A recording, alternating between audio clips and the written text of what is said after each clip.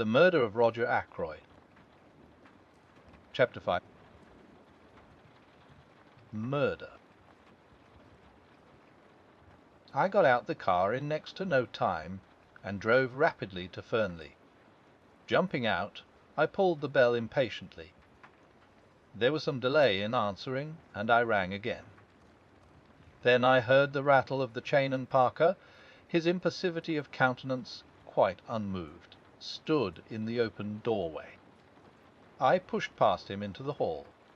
"Where is he?" I demanded sharply. "I beg your pardon, sir. Your master, Mr. Ackroyd." "Don't stand there staring at me, man. Have you notified the police?" "The police, sir." "Did you say the police?" Parker stared at me as though I were a ghost. "What's the matter with you, Parker? If, as you say, your master has been murdered..." A gasp broke from Parker. "The master? Murdered? Impossible, sir." It was my turn to stare. "Didn't you telephone to me, not 5 minutes ago, and tell me that Mr. Ackroyd had been found murdered?" "Men, sir." "Oh, no indeed, sir. I wouldn't dream of doing such a thing." "Do you mean to say it's all a hoax?" "That there's nothing the matter with Mr. Ackroyd." "Excuse me, sir. Did the person telephoning use my name?" "I'll give you the exact words I heard. Bestiatata sipard. Tiba tiar sifawai espiakanji. Pesicomation si sa. Mester ya chikawadi hased aspernamanaki." Parker and I stared at each other blankly. "A very wick joke to play, sir," he said at last, in a shocked tone. "Fancy saying a thing like that." "Where is Mr. Ackroyd?" I asked suddenly. "Still in the study, I fancy, sir. The ladies have gone to bed, and Major Blunt and Mr. Raymond are in the billiard room." "I think I'll just look in and see him for a minute," I said. I know he didn't want to be disturbed again, but this odd practical joke has made me uneasy. I'd just like to satisfy myself that he's all right. "Quite so, sir. It makes me feel quite uneasy myself. If you don't object to my accompanying you as far as the door, sir." "Not at all," I said. "Come along." I passed through the door on the right, Parker on my heels, traversed the little lobby where a small flight of stairs led upstairs to Ackroyd's bedroom, and tapped on the study door. There was no answer. I turned the handle, but the door was locked. "Hello, me, sir," said Parker. Very nimbly for a man of his build, he dropped on one knee and applied his eye to the keyhole. "Key is in the lock all right, sir," he said, rising. "On the inside. The Mr. Ackroyd must have locked himself in and possibly just dropped off to sleep." I bent down and verified Parker's statement. "It seems all right," I said. "But all the same, Parker, I'm going to wake your master up. I shouldn't be satisfied to go home without hearing from his own lips that he's quite all right." So saying, I rattled the handle and called out, "Ackroyd, Ackroyd, just a minute." But still there was no answer. I glanced over my shoulder. "I don't want to alarm the household," I said hesitatingly. The Parker went across and shut the door from the big hall through which we had come. "I think that will be all right now, sir. The billiard room is at the other side of the house, and so are the kitchen quarters and the ladies' bedrooms." I nodded comprehendingly. Then I banged once more frantically on the door, and stooping down, fairly bawled through the keyhole, "Ackroyd, Ackroyd. It's Shepherd. Let me in." And still silence. Not a sign of life from within the locked room. Parker and I glanced at each other. "Look here, Parker," I said. "I'm going to break this door in, or rather we are.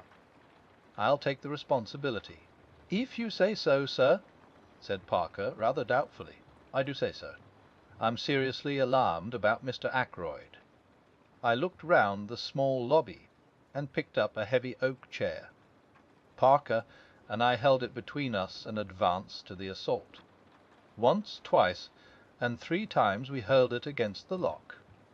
At the 3rd blow it gave, and we staggered into the room.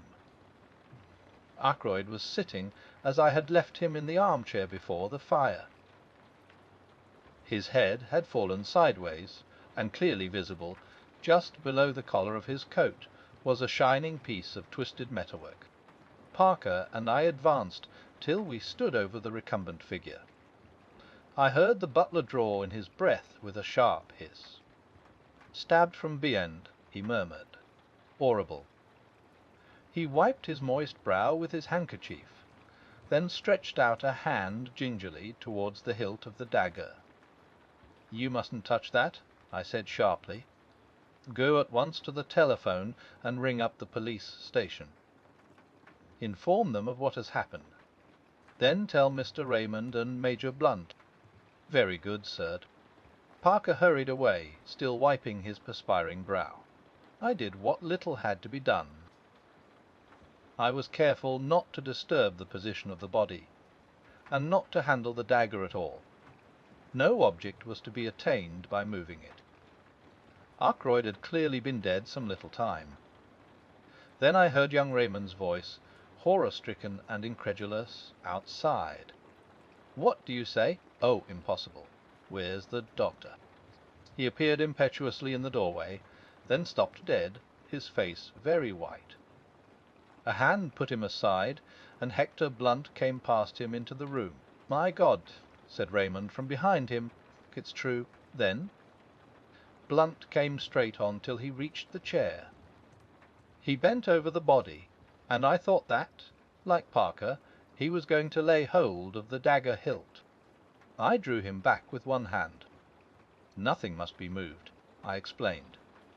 "The police must see him exactly as he is now." Blunt nodded in instant comprehension. His face was expressionless as ever, but I thought I detected signs of emotion beneath the stolid mask. Geoffrey Raymond had joined us now, and stood peering over Blunt's shoulder at the body. "This is terrible," he said in a low voice. He had regained his composure, but as he took off the pince-nez he habitually wore and polished them, I observed that his hand was shaking. "Robbery, I suppose," he said. "How did the fellow get in?" "Through the window." "Has anything been taken?" He went towards the desk. "You think it's burglary," I said slowly. "What else could it be? There's no question of suicide, I suppose?" "No man could stab himself in such a way," I said confidently. "It's murder right enough. But with what motive?" "Roger hadn't an enemy in the world," said Blunt quietly. "Must have been burglars. But what was the thief after? Nothing seems to be disarranged." He looked round the room. Raymond was still sorting the papers on the desk. "There seems nothing missing, and none of the drawers show signs of having been tampered with." The secretary observed at last, "It's very mysterious." Blunt made a slight motion with his head. "There are some letters on the floor here," he said. I looked down. 3 or 4 letters still lay where Ackroyd had dropped them earlier in the evening. But the blue envelope containing Mrs. Ferraz's letter had disappeared.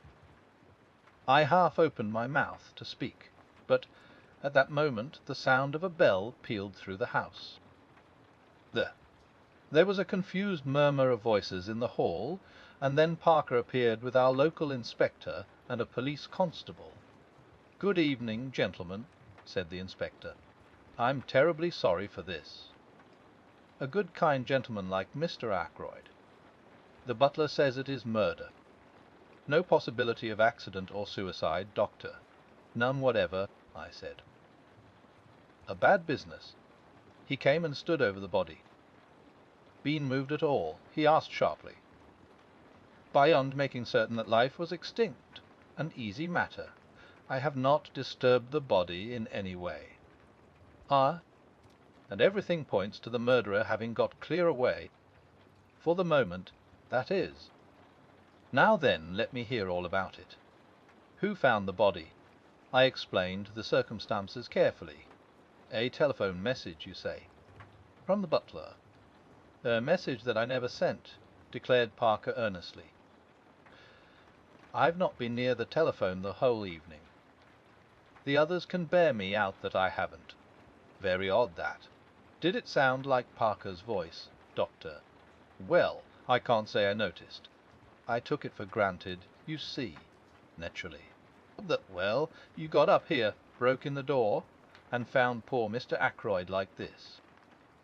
How long should you say he had been dead, Doctor? Half an hour at least. Perhaps longer, I said.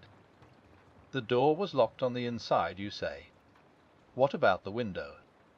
I myself closed and bolted it earlier in the evening at Mr. Ackroyd's request.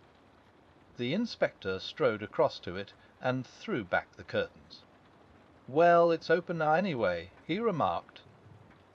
True enough, the window was open, the lower sash being raised to its fullest extent. The inspector produced a pocket torch and flashed it along the sill outside. This is the way he went all right, he remarked, and got in.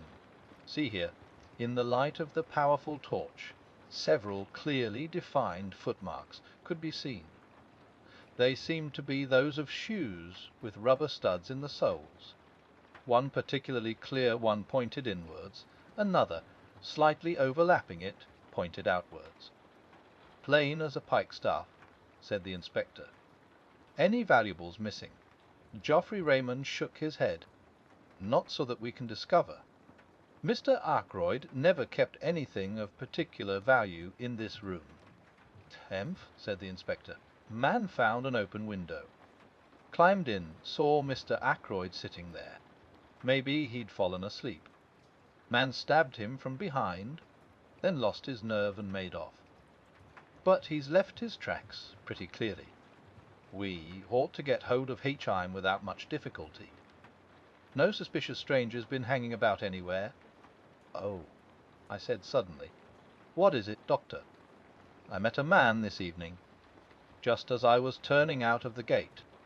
He asked me the way to Fernley Park. What time would that be? Just 9 o'clock. I heard it chime the hour as I was turning out of the gate. Can you describe him? I did so to the best of my ability.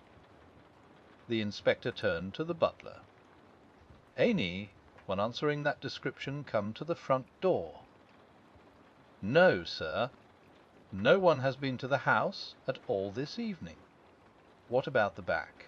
I don't think so, sir, but I'll make inquiries. He moved towards the door, but the inspector held up a large hand. No, thank. I'll do my own inquiring. But first of all I want to fix the time and a little more clearly. When was Mr. Ackroyd last seen alive? Probably by me, I said, when I left at, let me see, about 10 minutes to 9. He told me that he didn't wish to be disturbed, and I repeated the order to Parker. Just so, sir, said Parker respectfully. Mr. Ackroyd was certainly alive at 9:30, put in Raymond, for I heard his voice in here talking. Who was he talking to? There, I don't know. Of course, at the time I took it for granted it was Dr. Shepherd who was with him. I wanted to ask him a question about some papers I was engaged upon. But when I heard the voices, I remembered that he had said he wanted to talk to Doc Shepherd without being disturbed, and I went away again. But now it seems that the doctor had already left. I nodded. I was at home by 9:15, I said. I didn't go out again until I received the telephone call. Who could have been with him at 9:30? Queried the inspector. It wasn't you, Mr. Major Blunt, I said. Major Hector Blunt, asked the inspector, a respectful tone creeping into his voice. Blunt merely jerked his head affirmatively. Ah, I think we've seen you down here before, sir, said the inspector. I didn't recognize you for the moment, but you were staying with Mr. Ackroyd a year ago last May. June, corrected Blunt. Just so, June it was. Now, as I was saying, it wasn't you with Mr. Ackroyd at 9:30 this evening? Blunt shook his head. Never saw him after dinner, he volunteered. The inspector turned once more to Raymond. You didn't overhear any of the conversation going on, did you, sir? I did catch just a fragment of it, said the secretary. And supposing, as I did, that it was Dr. Shepherd who was with Mr. Ackroyd, that fragment struck me as distinctly odd. As far as I can remember, the exact words were these. Mr. Ackroyd was speaking. The calls on my purse have been so frequent of late. That is what he was saying, of late, that I fear it is impossible for me to accede to your request. I went away again at once, of course, so did not hear any more. But I rather wondered because Dr. Shepherd does not ask for loans for himself or subscriptions for others. I finished. A demand for money, said the inspector musingly. It may be that here we have a very important clue. He turned to the butler. You say, Parker, that nobody was admitted by the front door this evening. That's what I say, sir. Then it seems almost certain that Mr. Ackroyd himself must have admitted this stranger. But I don't quite see. The inspector went into a kind of daydream for some minutes. One thing's clear, he said at length, rousing himself from his absorption. Mr. Ackroyd was alive and well at 9:30. That is the last moment at which he is known to have been alive. Parker gave vent to an apologetic cough, which brought the inspector's eyes on him at once. Well, he said sharply, if you'll excuse me, sir, Miss Flora saw him after that. Miss Flora? Yes, sir. About 9:45 that would be. It was after that she told me Mr. Ackroyd wasn't to be disturbed again tonight. Did he send her to you with that message? Not exactly, sir. I was bringing a tray with soda and whisky when Miss Flora, who was just coming out of this room, stopped me and said her uncle didn't want to be disturbed. The inspector looked at the butler with rather closer attention than he had bestowed on him up to now. You'd already been told that Mr. Ackroyd didn't want to be disturbed, hadn't you? Parker began to stammer. His hands shook. West. Yes, sir. Quite so, sir. And yet you were proposing to do so. I'd forgotten, sir. At least, I mean, I always bring the whisky and soda about that time, sir, and ask if there's anything more. And I thought, well, I was doing as usual without thinking. It was at this moment that it began to dawn upon me that Parker was most suspiciously flustered. The man was shaking and twitching all over. Fetch him, said the inspector. I must see Miss Ackroyd at once. For the moment we'll leave this room exactly as it is. I can return here after I've heard what Miss Ackroyd has to tell me. I shall just take the precaution of shutting and bolting the window. This precaution accomplished, he led the way into the hall, and we followed him. He paused a moment as he glanced up at the little staircase, then spoke over his shoulder to the constable. Jones, you'd better stay here. Don't let any one go into that room. Parker interposed deferentially. If you'll excuse me, sir. If you were to lock the door into the main hall, nobody could gain access to this part. That staircase leads only to Mr. Ackroyd's bedroom and bathroom. There is no communication with the other part of the house.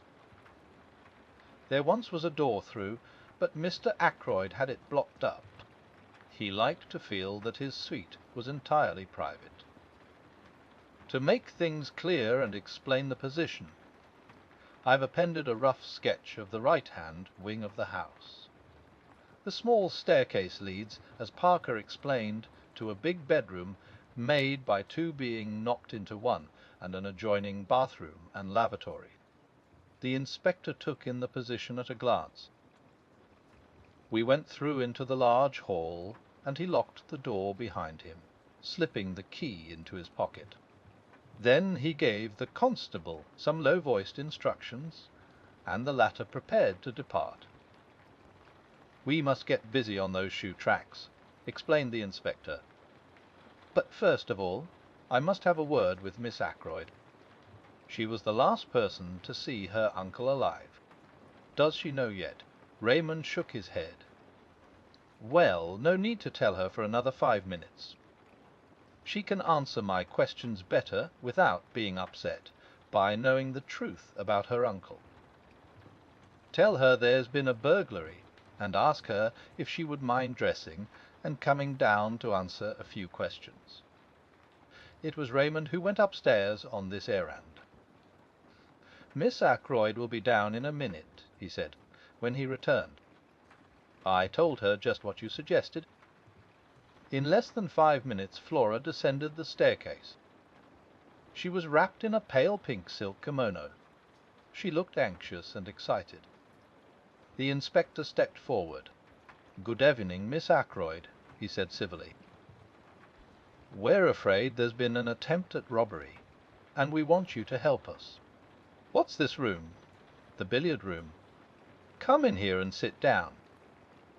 Flora sat down composedly on the wide divan which ran the length of the wall, and looked up at the inspector.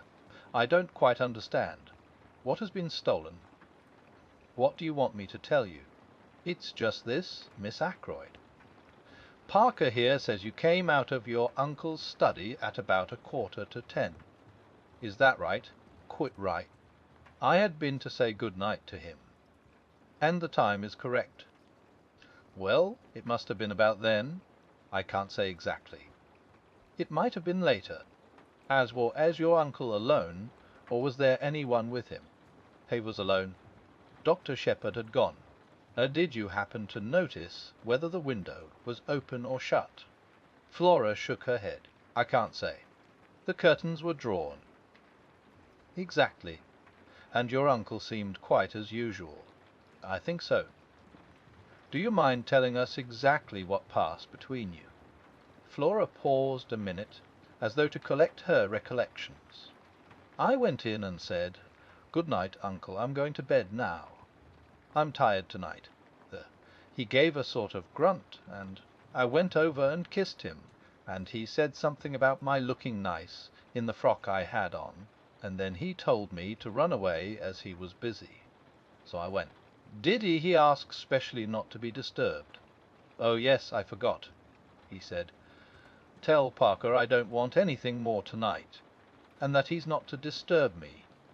I met Parker just outside the door, and gave him uncle's message." "Just so," said the inspector. "Won't you tell me what it is that has been stolen?" "We're not quite certain," said the inspector hesitatingly. A wide look of alarm came into the girl's eyes. She started up. "What is it?" "You're hiding something from me." Moving in his usual unobtrusive manner, Hector Blunt came between her and the inspector. She half stretched out her hand, and he took it in both of his, patting it as though she were a very small child, and she turned to him as though something in his stolid, rock-like demeanour promised comfort and safety. "It's bad news, Flora," he said quietly. "Bad news for all of us. Your uncle Roger. Yes. It will be a shock to you. Bound to be. Poor Roger's dead."